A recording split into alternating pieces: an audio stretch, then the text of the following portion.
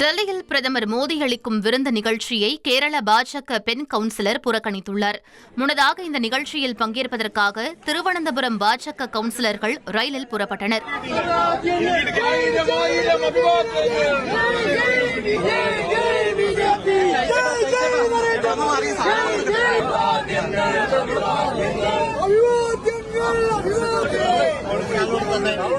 ஆனால் அக்கட்சியின் பெண் கவுன்சிலரும் ஓய்வு பெற்ற டிஜிபியுமான ஸ்ரீலேகா இந்நிகழ்ச்சியை புறக்கணித்துள்ளார். உள்ளாட்சி தேர்தலுக்கு முன் மேயர் பதவி தனக்கு கிடைக்கும் என அவர் எதிர்பார்த்த நிலையில் கடைசி நேரத்தில் ராஜேஷ் என்பவர் மேயராக தேர்ந்தெடுக்கப்பட்டதால் ஸ்ரீலேகா அதிருப்தியடைந்தார். இதனால் அவர் பிரதமரின் விருந்து நிகழ்ச்சியை புறக்கணிப்பதாக கூறப்படுகிறது. 1,26,00,000 மனங்களை வென்ற தந்தை டிவி யூடியூப் சேனல். தவிர்க்க முடியாத தம்ப்நெயில்ஸ், கலக்கலான கான்டென்ட்ஸ். நீங்களும் இந்த குடும்பத்தில் இணைய இப்பவே சப்ஸ்கிரைப் பண்ணுங்க. அசுரபலம் கொண்ட எங்கள் டிஜிட்டல் கரங்களில் உங்கள் விளம்பரங்களை சேர்க்க வாட்ஸ்அப் பண்ணுங்க. 8939888838.